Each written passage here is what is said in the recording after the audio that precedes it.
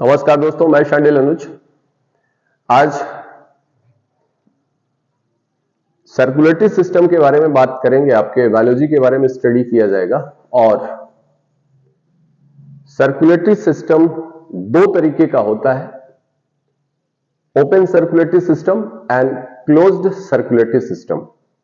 Open circulatory system जिसमें blood जो होता है वो डेफिनिट वेसल्स के थ्रू नहीं कैरी होता है, जबकि क्लोज्ड सर्कुलेटरी सिस्टम में ब्लड डेफिनिट ब्लड वेसल्स के थ्रू कैरी होता है। यानी दो तरीके के सर्कुलेटरी सिस्टम मैंने आपको बताया। The first one is a open circulatory system,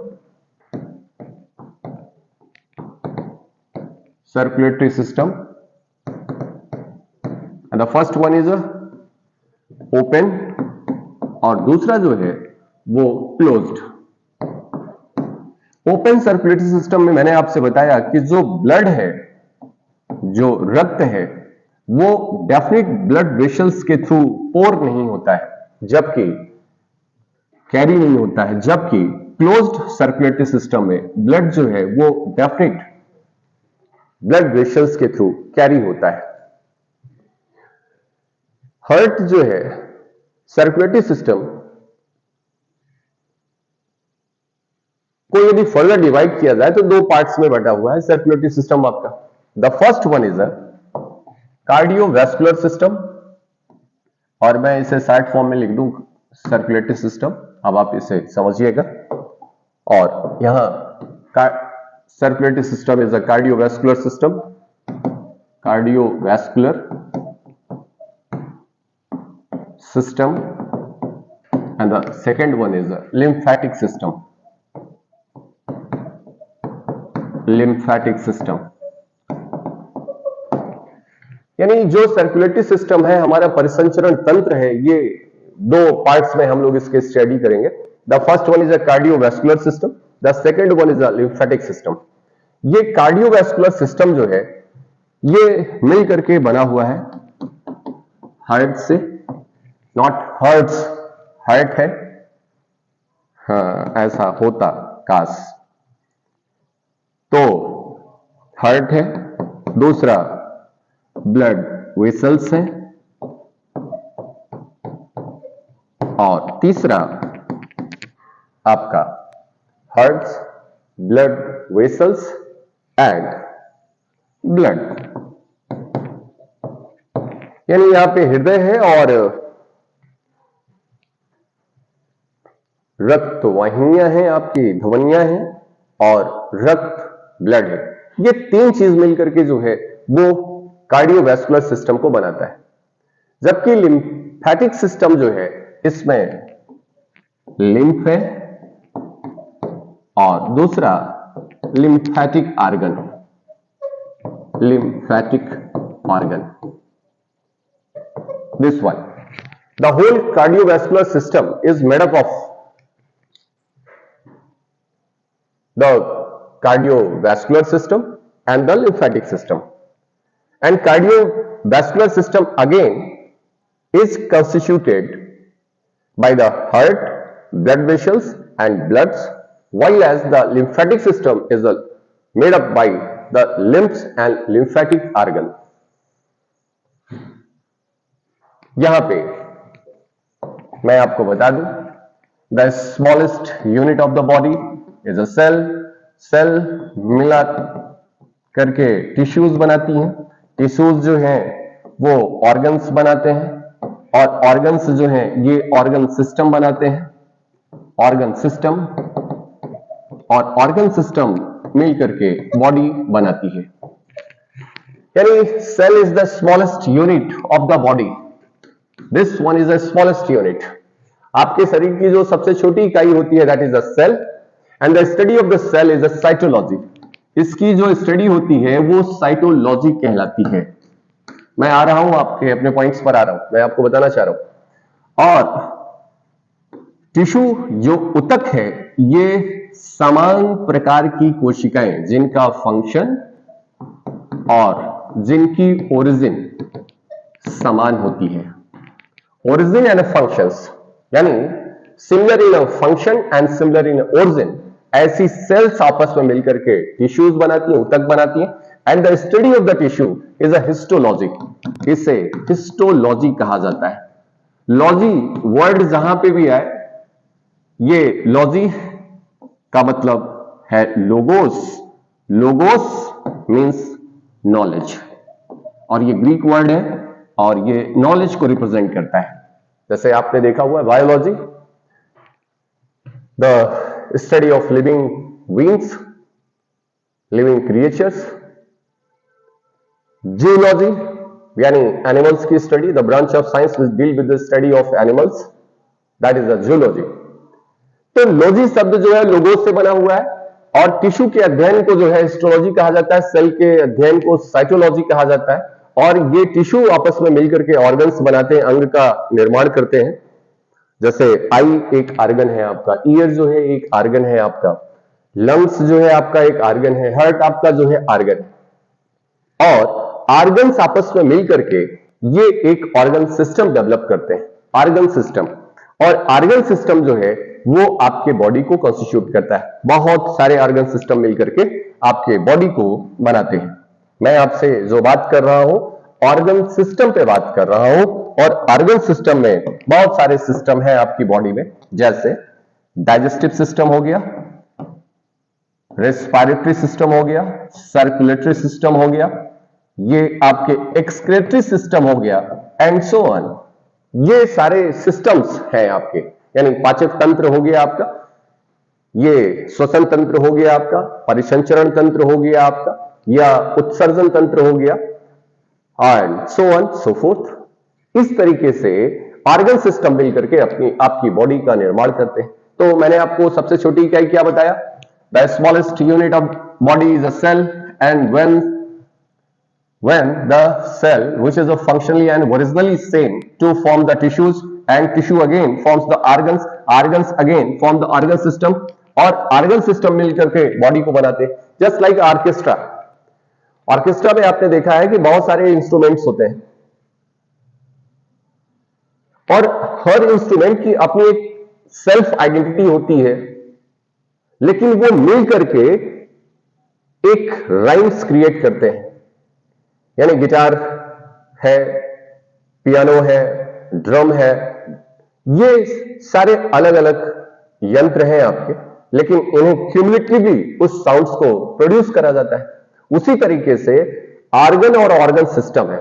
organ system is just like orchestra, और ये इस तरीके से जुड़े होते हैं, जिनकी अपनी एक सेल्फ आइडेंटिटी भी होती है, और मिल करके भी ये काम करते हैं। यानी वहां पे जो फ्लूट होती है वो भी अलग अपनी आवाज देती है, पियानो जो है अपनी आवाज देता है, गिटार जो है वो अपनी आवाज देता है, और मिल करके एक गाने बनाते हैं। उसी तरीके से अंग जिसके अपनी एक सेल्फ आइडेंटिटी है, और ये अन्य अंगों के साथ मिलकर के एक अंग तंत्र का निर्माण करते हैं। और उसी अंग तंत्र में मैं आपसे बता रहा हूं, ये सर्कुलेटरी सिस्टम की बात कर रहा हूं। सर्कुलेटरी सिस्टम में मैंने आपको बताया दो चीजें हैं। पहली चीज जो है आपकी cardiovascular system, that is a cardiovascular system, CVS।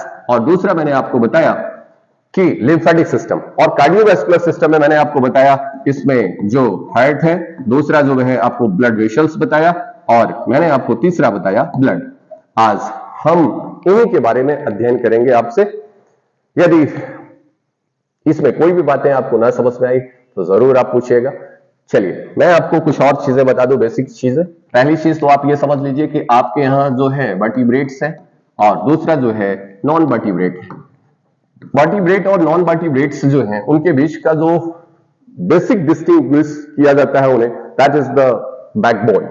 यानी यदि जिनके पास वर्टिब्री है, जिनके पास रीढ़ है, स्पाइनल कॉर्ड है, वो आपके वर्टिब्रेट्स कहलाते हैं, जो आपके कॉर्डेट्स कहलाते हैं, और जिनके पास ये नहीं है वो आपके नॉन वर्टिब्रेट्स कहलाते हैं। और मैं इसका एग्जांपल बता दूं, यानी एवोल्यूशन ऑफ लाइफ के बारे में आप देखेंगे तो सबसे पहले जो है वो प्रोटोजोआ है, प्रोटोजोआ के बाद पॉरीफेरा है, पॉरीफेरा के बाद सिलेंट्रेटा है, सिलेंट्रेटा के बाद आपका एनेलिडा है, एस्केलमेंथिस है, प्लेटीहेलमिंथिस है, आपके इंसेक्ट्स हैं, और आर्थ्रोपोड्स, और इकोनोडर्मेटा एंड मोलस्का। ये सारे एनिमल्स जो हैं वो आपके इनवर्टिब्रेट्स कहलाते हैं, नॉन वर्टिब्रेट्स कहलाते हैं। जबकि आप वर्टिब्रेट्स में देखेंगे, जो कॉर्डेट्स में देखेंगे, आपकी फिश हैं, फ्रॉक्स हैं, रेप्टाइल्स हैं, बर्ड्स हैं, मैमल्स हैं। ये इनका एवोल्यूशन जो हुआ है इसी क्रम में हम देखेंगे। मैं आपको वर्टिब्रेट्स के बारे में बात करूंगा और यहीं से लेके चलूंगा। पहला जो है वो फिश है, दूसरा जो है आपके एम्फीबियंस है, और एम्फीबियंस जिसमें मेढक आते हैं आपके एम्फीबियन, और यानी ये एक्वाटिक है, ये टेरेस्ट्रियल और एक्वाटिक बोथ है, दैट्स व्हाई एम्फी बोला जाता है इनको। और फिर उसके बाद आपके रेप्टाइल्स हैं, रेप्टाइल्स के बाद आपकी बर्ड्स हैं, और बर्ड्स के बाद आपके मैमल्स हैं। मैं आपको जो पढ़ाना चाह रहा हूं वो हम मैमल्स के हार्ट के बारे में बात करेंगे, और मेनली ह्यूमन बींग्स के जो हार्ट है उनके बारे में मैं बात करूंगा, और उस सर्कुलेटरी सिस्टम के बारे में मैं आपसे बात कर रहा हूं। थोड़ा सा बेसिक चीजें आप जान लीजिए। दो तरीके के हार्ट होते हैं, मैं आता हूं हार्ट पॉइंट्स पे। तो हार्ट जो है वो दो तरीके का होता है। ये एक तो होता है न्यूरोजेनिक हार्ट, न्यूरोजेनिक, और दूसरा जो होता है वो मायोजेनिक होता है। मायोजेनिक ये क्या होते हैं भैया? ये हृदय जो है आपका, ये दो तरीके के हृदय पाए जाते हैं सामान्यतः।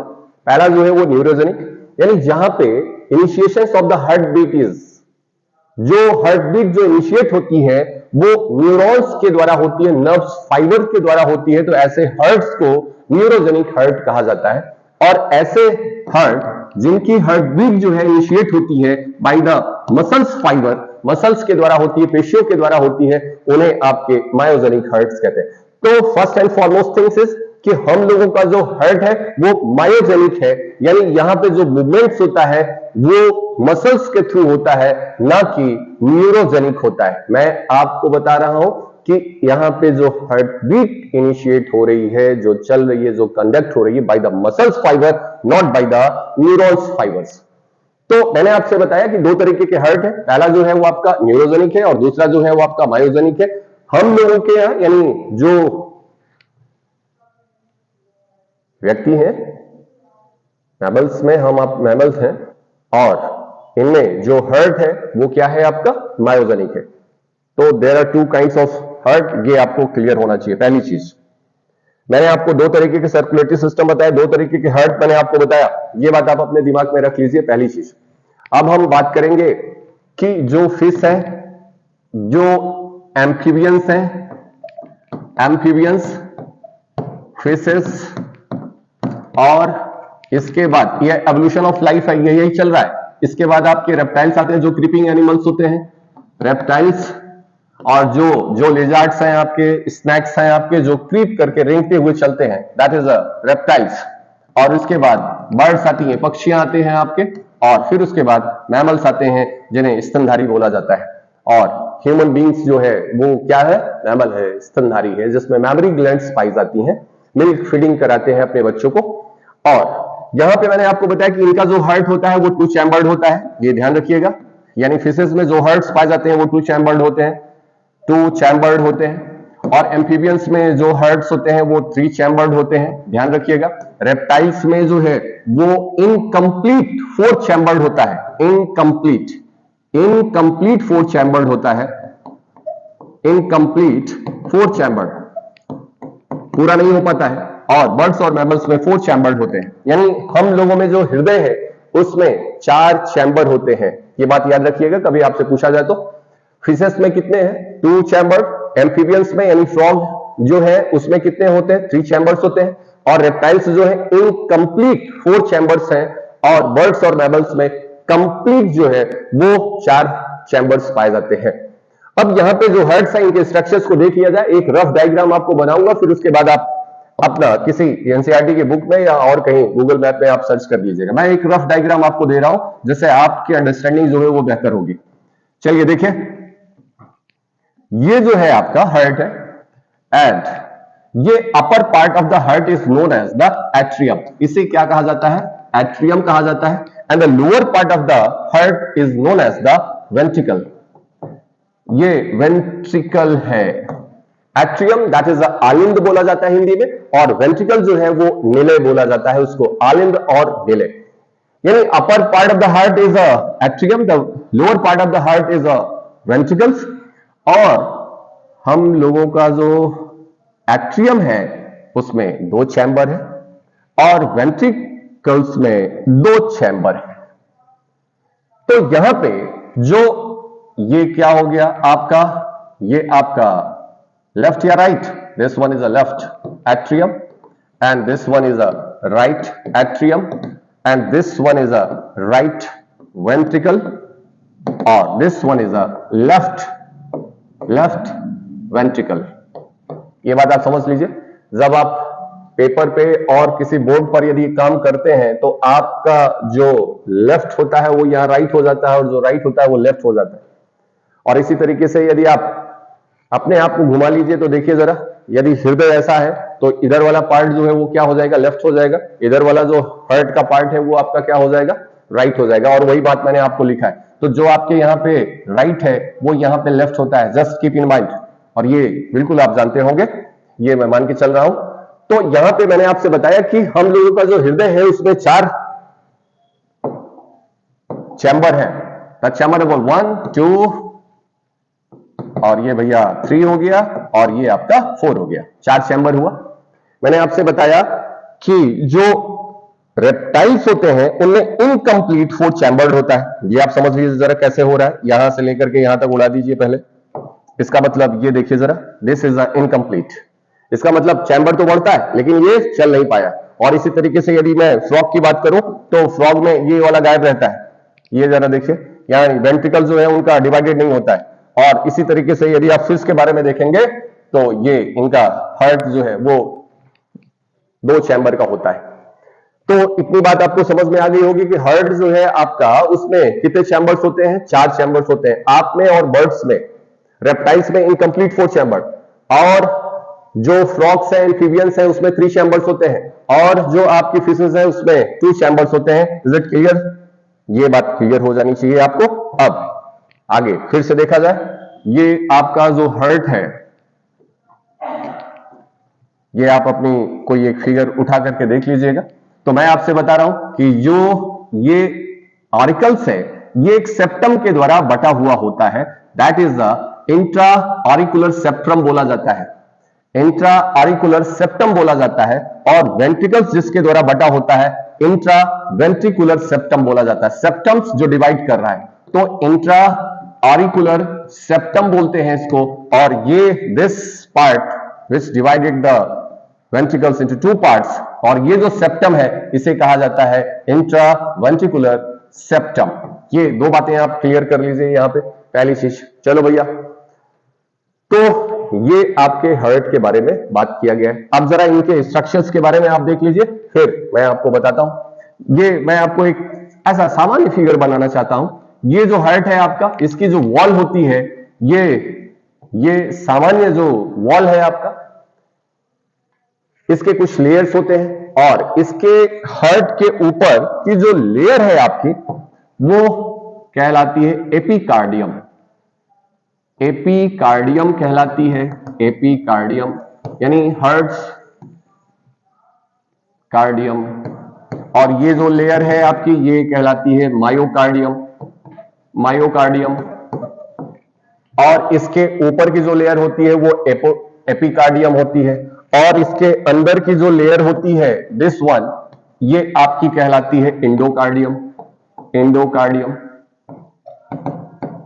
और भैया जरा देखिए, एपिकार्डियम के ऊपर जो लेयर होती है उसे कहा जाता है पेरिकार्डियम, पेरिकार्डियम। और कार्डियम शब्द और कार्डियो शब्द जहां भी आए आप ये समझ लीजिएगा कि ये आपके हार्ट के बारे में बात किया गया है। तो यहां पे देखिए जरा आप कि हार्ट की जो मेन वॉल है आपकी, that is the myocardium, that is a muscular structure. और उसके ऊपर जो है उसे एपिकार्डियम, उसके अंदर जो है एंडोकार्डियम। और यहां पे एपिकार्डियम के बाहर भी एक लेयर होती है, that is known as the pericardium. और इस पेरिकार्डियम के बीच में पेरिकार्डियल फ्लूइड्स भरे होते हैं। क्या भरे होते हैं? इन्हें कहा जाता है पेरिकार्डियल, पेरिकार्डियल फ्लूइड्स बोला जाता है। ये फ्लूइड्स जो होता है इसके ऊपर यदि कोई शॉक आता है तो उसे एब्जॉर्ब करता है, कोई धक्का लगता है तो उससे उसकी सुरक्षा करता है, रक्षा करने का कार्य करता है। तो मैंने आपसे बताया the first one is a myocardium, उसके अंदर जो है वो आपका एंडोकार्डियम, उसके बाहर जो है वो एपिकार्डियम, और सबसे बाहर जो है वो पेरिकार्डियम। पेरिकार्डियम का लेयर के बीच में जो फ्लूइड्स पाए जा रहे हैं, यानी इस पर धक्का लगेगा तो इस एब्जॉर्ब को ये सॉक कर लेता है और ये हृदय को बचाता है, ऐसे चोटों से, ऐसी इंजरी से रोकता है। यहां पे इतनी बातें आपको क्लियर हो गई। अगेन यहां पे देखा जाए कि हार्ट जो है आपका, भैया फिर से मैं वही रफ डायग्राम ही बनाता रहूंगा, आप इसी बात से आप अपना समझने का प्रयास करिएगा। And this one is this one. अब जरा देखिए, ये आपका हार्ट जो है दिस वन, यहां पे जो ब्लड आ रहा है, इस बात से आपसे क्वेश्चन पूछा जाता है, यदि ये समझ लो जरा, हार्ट से यदि ब्लड जाता है ऑर्गन्स में, और हार्ट से ब्लड यदि ऑर्गन में जाता है, अंगों में जाता है, तो उसे आर्टरी के द्वारा लेके जाए जाते हैं। ये आर्टरी है, और ऑर्गन से जो ब्लड आपके हार्ट में आता है दैट इज द वेन्स। ये आपकी सिराएं होती हैं जो लेकर के आती है, यानी हृदय से जो ब्लड को ले जाने वाली ब्लड वेसल्स होती हैं उन्हें आर्टरी बोला जाता है, और ऑर्गन से जो ब्लड्स को लेकर के आती हैं उन्हें वेन्स बोला जाता है।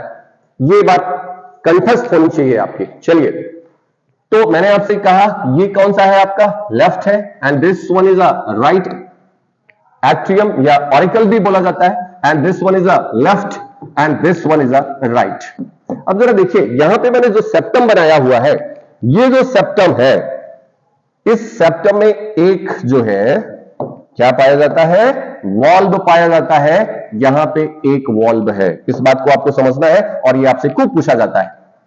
भैया ये आपका राइट वॉल्व है, थोड़ा सा लाल कर लें इसको, हाँ, ये आपका जो है राइट वॉल्व है, and this one is a left valve.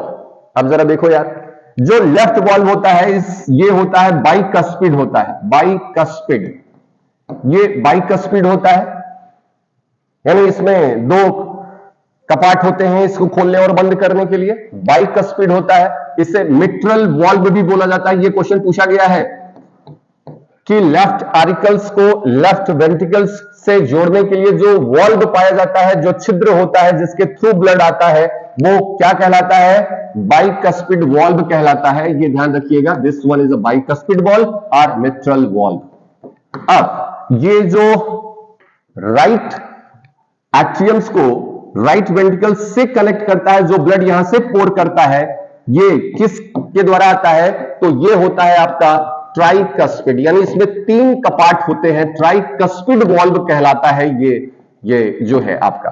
तो ये क्वेश्चन आपसे पूछा जाता है कि जो बायां कपाट होता है वो कैसा होता है, बायां बी से बाई है, बी से बायां है, बाइकस्पिड है, और राइट टा से ट्राइकस्पिड है। ये याद रखिएगा, बाइकस्पिड और ट्राइकस्पिड का मतलब मैं आपको समझा दूं, and this one is a whole structures. ये 2 वॉल्व है, इन 2 वॉल्व में ये जो है आपका इस तरीके से 2 कपाट बने हुए हैं, दैट इज अ बाइकस्पिड।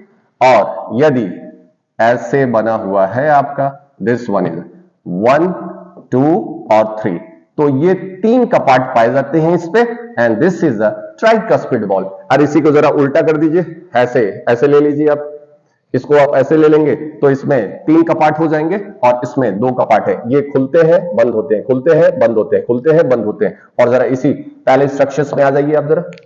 तो मैं आपसे क्या कह रहा हूं कि यहां पे यदि ब्लड आया है तो ब्लड पोर होकर के कहां जाएगा, वेंट्रिकल्स में। ऑरिकल्स में यहां से ब्लड आया है तो पोर होकर के कहां जाएगा, यहां पे जाएगा। अब अगेन एक स्ट्रक्चर लिया जाए, यहां पे देखिए ये स्ट्रक्चर्स आपका, ये चलिए अब मैं आपको ये बता रहा हूं कि ये कौन है आपका राइट है, ये कौन है आपका लेफ्ट है। यहां पे 2 चीजें आपकी, 2 बेस ब्लड में आकर के खुल रही हैं। ये है सुपीरियर वेना केवा और ये है आपकी inferior vena cava. Superior vena cava का मतलब क्या हुआ कि जो अपर पार्ट ऑफ द बॉडी से ब्लड को लेकर के आती है, और यदि कोई ब्लड ऑर्गन से आ रहा है तो ऐसा जो ऑर्गन से आने वाला जो ब्लड है, ऑर्गन से आ रहा है कहां पे, हार्ट में आ रहा है, तो ये जो ब्लड होगा वो डीऑक्सीजनेटेड ब्लड होगा, डीऑक्सीजनेटेड ब्लड होगा। इसका मतलब क्या है? डीऑक्सीजनेटेड का मतलब क्या हुआ कि इसका मतलब इसे इम्प्योर ब्लड बोला जाता है। इसका मतलब ब्लड में ऑक्सीजन की मात्रा कम है। और ये जो आता है वो कहां आता है? ये राइट ऑरिकल्स में आता है आपके। और किसके थ्रू आ रहा है? Vena cava. मैंने आपसे कहा वेन्स के थ्रू आता है। और ये कौन सी है? ये आपकी सुपीरियर वेना केवा है और ये आपकी इंफीरियर वेना केवा है। सुपीरियर वेना केवा का मतलब यानी हार्ट से ऊपर से जितने भी ऑर्गन्स है उनसे आने वाला जो ब्लड है आपका वो सुपीरियर वेना केवा के थ्रू आपके राइट एट्रियम में आता है। ये ध्यान रखिएगा बेटा। इसका मतलब आपसे क्वेश्चन पूछा जाता है कि डीऑक्सीजनेटेड ब्लड जो है हार्ट में कहां आता है? तो राइट एट्रियम में आता है। किसके थ्रू आ रहा है? तो अपर पार्ट ऑफ द बॉडी जो है सुपीरियर वेना केवा के थ्रू आ रहा है and lower part of the body से जो आता है वो इंफीरियर वेना केवा से आता है यहां पे। ये बात आप ध्यान रखिएगा। चलिए, तो ब्लड यहां पे पोर हुआ। ब्लड यहां पे इन दोनों वेना केवा के थ्रू आपके यहां से आया हुआ है। अब ये यहां से होते हुए ट्राइकस्पिड बॉन्ड होते हुए ये कहां आएगा? वेंट्रिकल्स में आएगा, वेंट्रिकल्स में।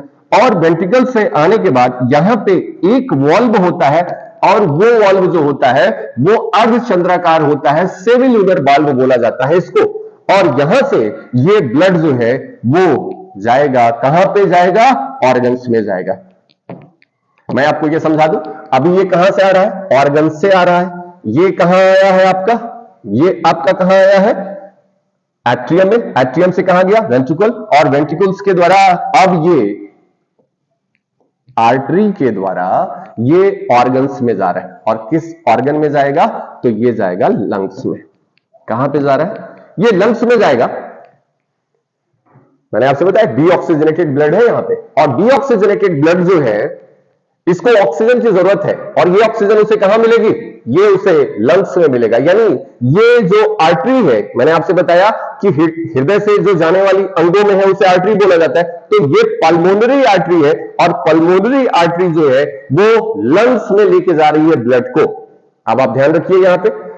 तो ये अगेन एक क्वेश्चन। और लंग्स से प्यूरिफाइड होकर के ब्लड जो है वो फिर कहां जाता है? अब आप देखिए जरा, ये फिर पहुंच गया कहां पे? ये आपके लेफ्ट एट्रियम में ऑरिकल्स में आया। और यहां पे क्या आया है? Oxygenated blood. यहां पे क्या आया है? Pure blood. कई बार आपसे पूछा गया है कि प्योर ब्लड जो है वो किस पार्ट में आता है? तो लेफ्ट पार्ट में आता है। लेफ्ट एट्रियम में आया और लेफ्ट एट्रियम से अब ये बाइकस्पिड वॉल्व के थ्रू कहां चला गया? ये वेंट्रिकल्स में चला गया लेफ्ट। और यहां से अगेन सेमिलुलर वाल्व के द्वारा ये शरीर के विभिन्न ऑर्गन्स में चला गया थ्रू द आर्टरी। यहां पे दो चीजें आप देखिए जरा। पहली चीज क्या है? पहली चीज तो ये है कि मैंने आपसे ये कहा, ये आपको समझना है, ये क्या हो गया आपका? हार्ट हो गया। और ये हार्ट से जो ऑर्गन्स में जा रहा है ये किसके थ्रू जाएगा? आर्टरी के थ्रू जाएगा। और आर्टरी के थ्रू जा रहा है। और जो ऑर्गन से जो ब्लड आपका आ रहा है वो किसके थ्रू आएगा? आपका वेन्स के थ्रू आएगा। तो ऑर्गन से आ रहा है तो डीऑक्सीजनेटेड ब्लड को कैरी करता है। और हार्ट से जा रहा है ऑर्गन्स में तो ये ऑक्सीजनेटेड यानी प्योर ब्लड को कैरी करता है। ये बात आपको समझ में आनी चाहिए। लेकिन इसका एक एक्सेप्शन जरा देखिए।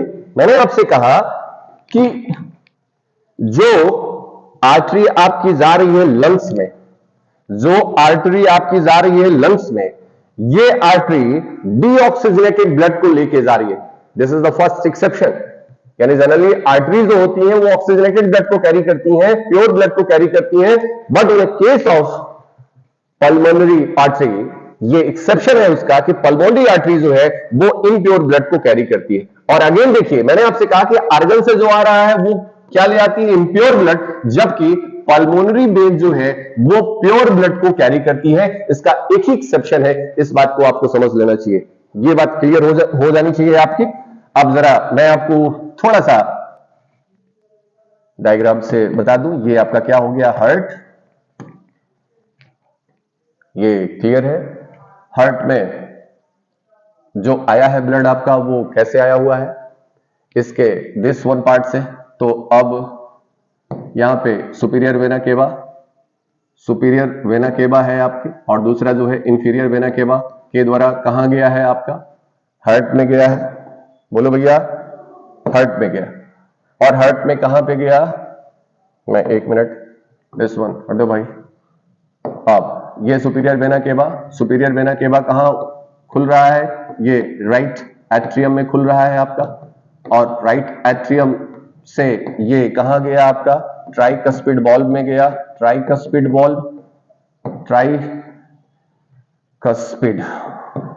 ट्राइकस्पिड बॉल्व में, और ट्राइकस्पिड बॉल्व से ये कहां गया, राइट वेंट्रिकल में गया, और राइट वेंट्रिकल से ये कहां चला गया आपका, ये आपका लंग्स में चला गया बेटा, ये कहां गया, लंग्स में, सेमिलुलर बॉल्व के थ्रू, और लंग्स से ये कहां जा रहा है आपका, अब ये आ रहा है आपके लेफ्ट एट्रियम में, लेफ्ट एट्रियम में आएगा, और लेफ्ट एट्रियम से ये जो है कहां, ये बाइकस्पिड बॉल्व के द्वारा, बाइकस्पिड कस्पिड बॉल्व के द्वारा, और बाइकस्पिड बॉल्व के थ्रू कहां गया, ये आपके लेफ्ट वेंट्रिकल्स में, लेफ्ट वेंट्रिकल्स, और लेफ्ट वेंट्रिकल से ये ब्लड जो है वो कहां चला जाता है, ऑर्गन्स में चला जाता है।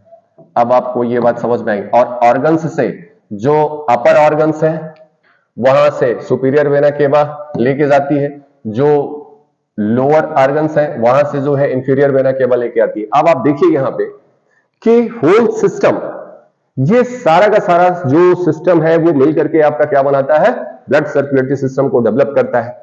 अब जरा देखिए कि यहां पे मैंने आपको बता दिया ये लंग्स, हार्ट जो है, हार्ट में कितने लेयर्स पाई जा रही हैं, हार्ट्स के कितने चैम्बर्स हैं, हार्ट्स के फंक्शंस क्या हैं, ब्लड कहां कहां से कैरी हो रहा है आपका, ये मैंने आपको बताया। यहां पे यदि कोई डाउट हो तो जरूर कमेंट में बताइएगा। आपको 2-4 चीजें आपको बड़ी महत्वपूर्ण याद रखनी है यहाँ पे। एक तो ट्राइकस्पिड बॉल्व को देखना है, दूसरा जो है बाइकस्पिड बॉल्व को देखना है। प्योर ब्लड आपका कहां होता है, ये लेफ्ट एट्रियम से आता है, इस पार्ट में आता है, और जो इम्प्योर ब्लड होता है वो आपका राइट वाले पार्ट्स में होता है, ये आपको देखना है। और ये जो लंग्स की जो क्रियाएं हैं ये कैसी हैं और यहाँ पे केमिस्ट्री लागू होती है, मैं इस बात को रेस्पिरेशन समझाते समय आपको बताऊंगा।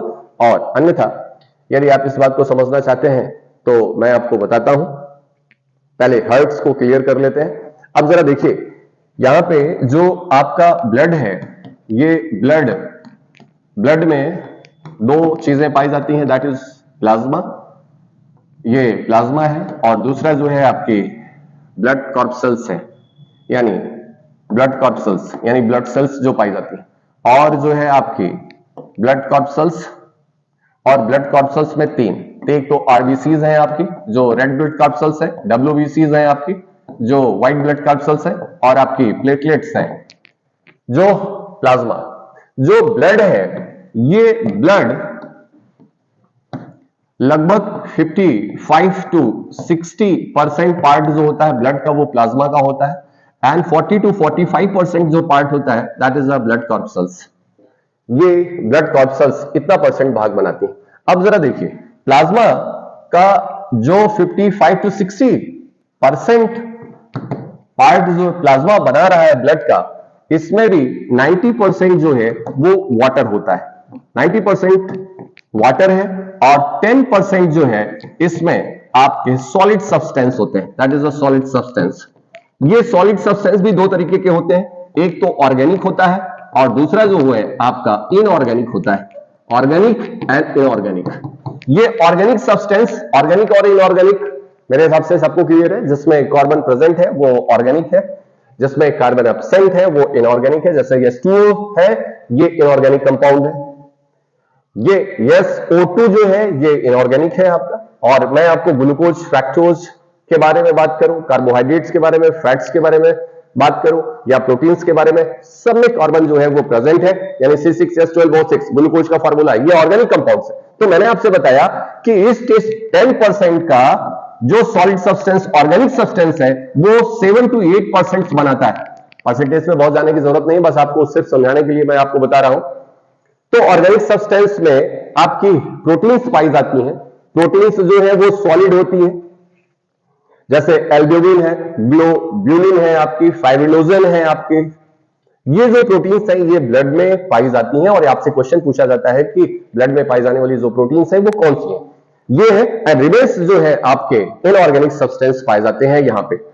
तो ब्लड प्लाज्मा, मैंने आपको बताया कि ब्लड जो है उसमें प्लाज्मा जो है वो 55 to 60% जो है वो बनाता है उस भाग को, और इस 50 to 60% का 90% जो होता है वो वाटर होता है, और इसका 10% जो होता है वो सॉलिड सब्सटेंस होता है, और 10% 7 to 8% जो होता है वो ऑर्गेनिक सब्सटेंसेस होते हैं, और रिमेन्स जो है आपका इनऑर्गेनिक सब्सटेंस होता है जो कि ब्लड में आपका डिसॉल्व होता है। The pH value of the blood is the basic, ये सबको पता है आपका, ब्लड की जो पीएच वैल्यू होती है वो इनऑर्गेनिक सब्सटेंस की वजह से ही बेसिक होती है, और इनकी जो पीएच वैल्यू होती है वो 7.4 समथिंग होती है, और आपको सबको पता है कि पीएच वैल्यू जो होती है 7 जो है वो न्यूट्रल होती है, और 7 के ऊपर जो है वो बेसिक होता है, और 7 के नीचे जो होता है वो आपका एसिडिक होता है।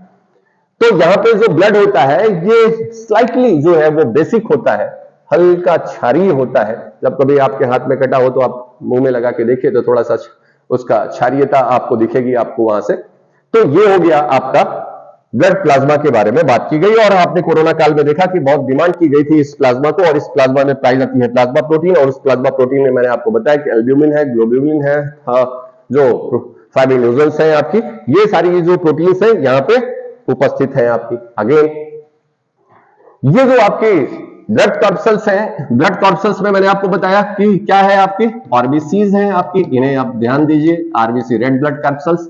जो रेड ब्लड कॉर्पसल्स का जो वॉल्यूम होता है इसे हिमैटोक्रिट कहा जाता है।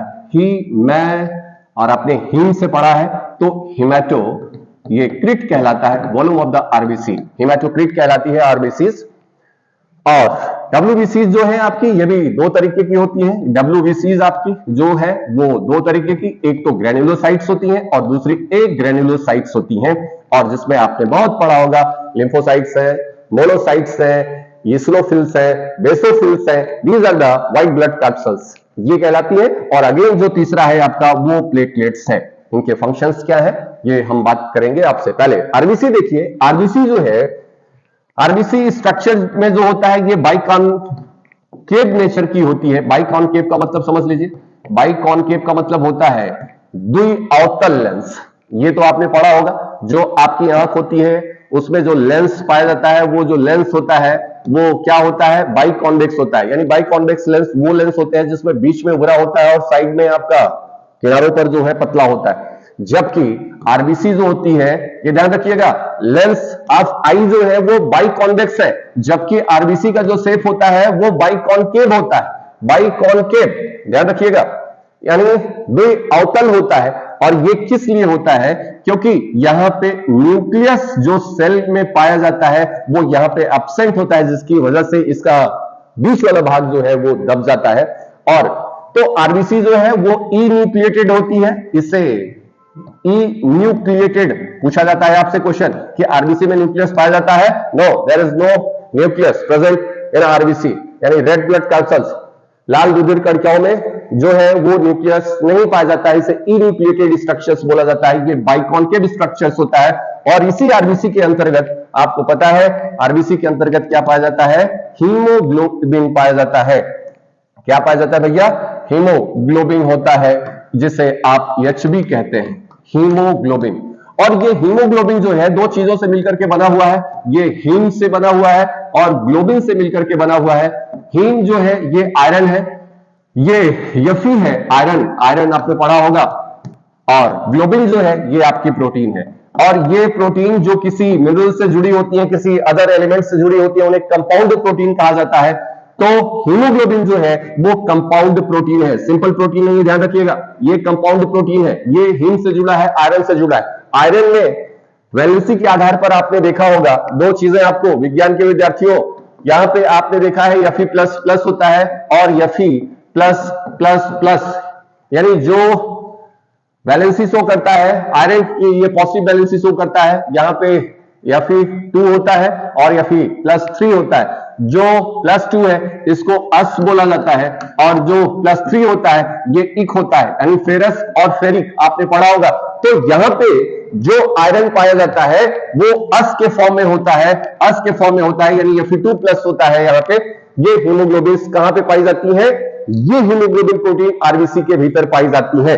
इनका काम क्या होता है, तो हीमोग्लोबिन जो होता है, एचबी जो होता है, ये बॉन्ड बनाता है किसके साथ? O2 के साथ, और एक हीमोग्लोबिन जो है वो 4 O2 मॉलिक्यूल्स को कैरी करता है। ये मैजिक है, ये पिकअप है, और इस ये बैठा करके लोगों को ले जाता है, छोड़ता है जिसको जहां तक जाना होता है। यानी इसी ब्लड के माध्यम से ये बॉन्डिंग बनाता है O2 के साथ, O2 मॉलिक्यूल्स के साथ, नॉट O2 मॉलिक्यूल के साथ, 4 मॉलिक्यूल के साथ बॉन्ड बनाते हुए ये कैरी करता है। तो कैरियर ऑफ द ऑक्सीजन जो है वो एचबी है, हीमोग्लोबिन है, हीम प्लस ग्लोबिन प्रोटीन से मिलकर के बना हुआ है, जो आरबीसी के भीतर पाया जाता है। और इसी हीमोग्लोबिन की वजह से, आयरन की वजह से ब्लड का जो कलर होता है वो आपका रेड कलर का होता है। और यहीं पे एक वर्ड आता है हीमोसाइनिन। हीमोसाइनिन जो है ये इंसेक्ट्स में पाया जाता है, कॉकरोच में पाया जाता है, और वहां पे हीमोग्लोबिन में जहां पे आयरन पाया जाता है, वहां पे हीमोसाइनिन में वहां पे कॉपर पाया जाता है, और वो हल्का ब्लूइश कलर का होता है। जैसे तांबे का कुछ पात्र हो जो कॉपर का पात्र होता है, कुछ दिन के बाद वो नीला पड़ जाता है, यानी ब्लूइश कलर का होता है। तो हीमोसाइनिन में जो ब्लड कलर होता है वो ब्लू कलर का होता है। ये कॉकरोच में पाया जाता है। मैंने आपसे बताया कि हीमोग्लोबिन का कार्य जो होता है ऑक्सीजन को कैरियर करने का होता है। लेकिन ये सब सवारियां हैं, इन्हें आप जान लीजिए, ये कौन सी सवारी है, ये जहां पे इनकी जरूरत होगी वहां पे उस सेल में चले जाएंगे, ये उतर जाएंगे, और वहां से इनके साथ कोई और जुड़ जाएगा। अब जरा देखिए, कभी कभी इनके साथ बड़ा ढीठ टाइप का आदमी जो है वो जुड़ जाता है, यानी हीमोग्लोबिन जो है एचबी, इनके साथ सीओ जुड़ता है। ये सीओ कार्बन मोनोऑक्साइड की बात कर रहा हूं, और कार्बन मोनोऑक्साइड का जो बॉन्ड होता है वो बहुत ही स्ट्रॉन्ग बॉन्ड होता है, यानी 1000 greater than that of the oxygen. The bond which is made by the oxygen molecules to the haemoglobin, ये 1000 गुना ज्यादा होता है। इसका मतलब कि कार्बन मोनोऑक्साइड जब इनके साथ बॉन्ड बना लेता है तो ये टूटता ही नहीं, यानी किसी गाड़ी पे बैठ के जबरदस्ती बैठा हुआ है, उतर ही नहीं रहा है। अब ऐसी स्थिति में ये जो हीमोग्लोबिन है अंतिम समय तक इनेड होती रहती है और प्राण त्याग देती है, यानी समाप्त हो जाती है। इनका जो ड्यूरेशन होता है 120 डेज टू 127 डेज होता है। इनका जो टेन्योर और लाइफ स्पैन होता है आपको ये पता है, 120 से लेकर के 127। कुछ महत्वपूर्ण चीजें मैंने आपको हीमोग्लोबिन के बारे में बताया। हीमोग्लोबिन जो है वो कहां पे पाया जा रहा है? ये आपका कंपाउंड प्रोटीन है, ये आपकी कहां पाई जा रही है? ये आपके ब्लड में पाई जा रही है। किसका काम करती है? ऑक्सीजन के कैरियर का काम करती है। किसके साथ इसका बॉन्ड स्ट्रॉन्गेस्ट होता है? तो कार्बन मोनोऑक्साइड के साथ इनका बॉन्ड स्ट्रॉन्ग हो जाता है और ये समाप्त नहीं हो पाती है। अब जरा देखिए, ये जो आरबीसी है, ये आरबीसी का जो लाइफ स्पॉन है ये 120 से लेकर के 127 तक है। 120 से 127 दिन तक इनका जीवन काल होता है, उसके बाद ये रैप्चर हो जाती है और ये समाप्त हो जाती है। बोन मैरो में इनका जो है फॉर्मेशन होता है। ये बोन मैरो यानी स्पंजियस जो स्ट्रॉन्ग बोन है, आपकी ह्यूमरस है, फीमर है, वहां पे इनका फॉर्मेशन होता है। ये बात आपको समझ में आनी चाहिए मेरे हिसाब से। अभी तक समझ में आ गई है तो बहुत अच्छी बात है। अब जरा देखा जाए कि ये जानते हैं आप कि जो हमारा हार्ट है, ये हार्ट जो है लगभग 70 ml, एक स्ट्रोक में 70 ml क्या करता है? इजेक्ट करता है। और आपको यह पता है कि एक मिनट में हमारा जो हार्ट होता है ऑन एवरेज वो 72 टाइम्स जो है वो बीट करता है। 72 टाइम्स बीट करता है, ध्यान रखिएगा। तो एक बार में ये कितना इजेक्ट करता है? 70 ml करता है, मल्टीप्लाइड बाई 72, और ये लगभग जो है वो 5040 के करीब जो है, यानी ml की बात कर रहा हूं। इसका मतलब ये पर मिनट की बात करूं तो पर मिनट लगभग और अप्रॉक्सीमेटली 5 लीटर ब्लड जो है वो इजेक्ट किया जाता है हमारे किसके द्वारा? इस हार्ट के द्वारा। अब जरा देखिए, यह मैं फिर आता हूं हार्ट पे, समझिएगा जरा इसे। यहां पे ये जो हार्ट है आपका, यहां पे जो बॉल्ब है आपके, यहां पे कौन है? ये ट्राइकस्पिड बॉल्ब है। यहां पे जो बॉल्ब है आपका बाइकस्पिड बॉल्ब है। तो जब ब्लड यहां से पोर होता है, वेंट्रिकल्स में जाता है, तो खुल करके जब ये बंद होता है तो यहां से एक आवाज आती है, एक साउंड आता है, दैट इज अ लब, LUB, लब होता है। और जब यहां सेमिलुनर बाल्ब खुल करके यहां पे ब्लड इजेक्ट होता है तो ये बंद होता है, तो यहां से जो आवाज आती है दैट इज अ डब। तो लब डब की जो आवाज आती है that is the sound of the heart beat.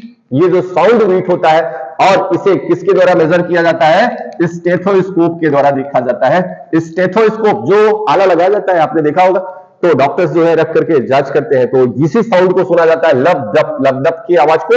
तो लब जो आता है वो आपके वॉल्व से आता है, जो बाइकस्पिड और ट्राइकस्पिड है, और सेमिलुलर बॉल्स जो है यहाँ पे, इनके द्वारा जो आवाज आती है वो डब की आवाज आती है। आप ध्यान रखिएगा।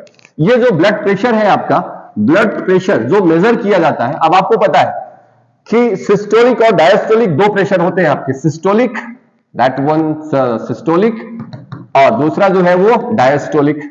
जो सिस्टोलिक है वो 120 mmHg होता है, 120 mmHg मरकरी है आपका, और डायस्टोलिक जो है आपका, डायस्टोलिक ये होता है 80। तो आप लोगों ने मेजर किया होगा, और वहां पे आइडियल जो आपका ब्लड प्रेशर है वो यही है, 80-120। तो सिस्टोलिक जो आपका प्रेशर है 120 है, डायस्टोलिक जो है वो आपका 80 है, और इनका जो डिफरेंस है that is a pulse pressure, इसी को कहा जाता है पल्स प्रेशर। और पल्स प्रेशर जो होता है 120 - 80 = 40, ये पल्स प्रेशर होता है एक सामान्य व्यक्ति का, जो पल्स प्रेशर को फाइंड आउट किया जाता है यहां से।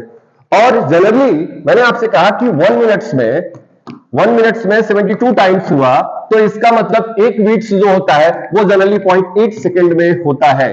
और यहां पे जो हार्ट बीट्स होती है वो कहां से इनिशिएट होती है, तो अगेन आप देखिए इनको, ये हार्ट बीट्स कहां से जो है वो इनिशिएट हो रही हैं, तो इन्हें आप देख लीजिए कहां से इनिशिएट हो रही है। मैंने आपसे बताया कि यहां ये मस्कुलर स्ट्रक्चर होता है, मस्कुलर स्ट्रक्चर। अब यहां पे आप समझिए, यहां पे एक नोड पाया जाता है, that is the SA node बोला जाता है, SA नोड बोला जाता है, साइनो ऑरिकुलर नोड बोला जाता है, और यही आपका पेस मेकर कहलाता है, that is the pacemaker. ये आपका क्या है, पेस मेकर कहलाता है, साइनो ऑरिकुलर नोड।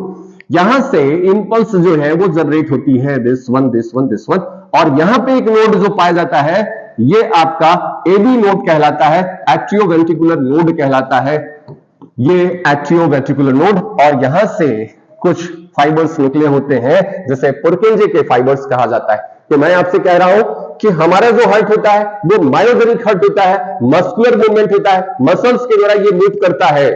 देखिए न्यूरॉन्स जो होते हैं वो इनके हार्ट बीट्स को बढ़ाने और घटाने में काम करते हैं, लेकिन जो इनिशिएट करता है, जो पेस बनाता है हमारे हार्ट का, वो हमारे SA node, sino auricular node कहा जाता है, या एट्रियोवेंट्रिकुलर नोड कहा जाता है। इनको साइनो ऑरिकुलर को पेस मेकर भी कहा जाता है, और एट्रियोवेंट्रिकुलर। अब आप ध्यान रखिए कि हमारा जो हार्ट है वो एक साथ नहीं बीट करता है। पहला जो है वो राइट ऑरिकल्स जो है वो कंस्ट्रिक्ट करता है, and again the left auricles जो है वो कंस्ट्रिक्ट करता है, और थर्ड पोजीशन पे दोनों एक साथ करते हैं। तो पहला, सबसे पहले जो कंस्ट्रिक्ट होता है वो कौन कंस्ट्रिक्ट होता है, आपका ये कौन है, राइट एट्रियम, और ये कौन है दूसरे नंबर पे, ये आपका लेफ्ट एट्रियम है। तो पहले ये, फिर उसके बाद ये, और फिर उसके बाद एक साथ ये। तो सिस्टोलिक जो दबा रहा है, और यहां से ब्लड चूंकि पूरी बॉडी में भेजना होता है, तो सिस्टोलिक प्रेशर जो है वो ज्यादा होना चाहिए। किसके द्वारा होना चाहिए, ये ज्यादा होना चाहिए, तो इसीलिए सिस्टोलिक प्रेशर ज्यादा होता है, 120 होता है, और डायस्टोलिक जो ब्लड को लेके आ रहा है वो आपका 80 है, और इनका जो डिफरेंस है वो आपका क्या कहलाता है, आपका पल्स प्रेशर कहलाता है। और जो पल्स प्रेशर है उसको स्फैग्नोमैनोमीटर्स के द्वारा मेजर किया जाता है। स्फैग्नोमैनोमीटर, ये स्फैग्नोमैनोमीटर ये आपका पूछा जाता है, स्टीफन हेल्स के द्वारा इसका डिस्कवरी किया गया था, स्टीफन हेल्स के द्वारा स्फैग्नोमैनोमीटर। तो मैनोमीटर के द्वारा आप जानते हैं गैस दाब होता है, बैरोमीटर के द्वारा वायु दाब मापा जाता है, स्फैग्नोमैनोमीटर के द्वारा ब्लड प्रेशर को मेजर किया जाता है, और स्टेथोस्कोप के द्वारा जो है वो साउंड्स आपके मेजर किए जाते हैं। यहां तक बातें आपको समझ में आई? तो बहुत सारी पॉइंट्स मैंने आपको बताया, वीडियो ना समझ में आई होगी तो अगेन फिर से एक बार सुनिएगा, जरूर इसे आप को समझने में आसानी मिलेगी आपको। यहां से आप जरा देखिए, कुछ डिफेक्ट्स है, कुछ डिजीजेज है, ब्लड प्लेटलेट्स का काम क्या है, इन सारी चीजों के बारे में हम नेक्स्ट लेक्चर में लेके आएंगे। वीडियो आपको अच्छी लगी होगी तो लाइक करिएगा, शेयर करिएगा, सब्सक्राइब करिएगा। Thank you.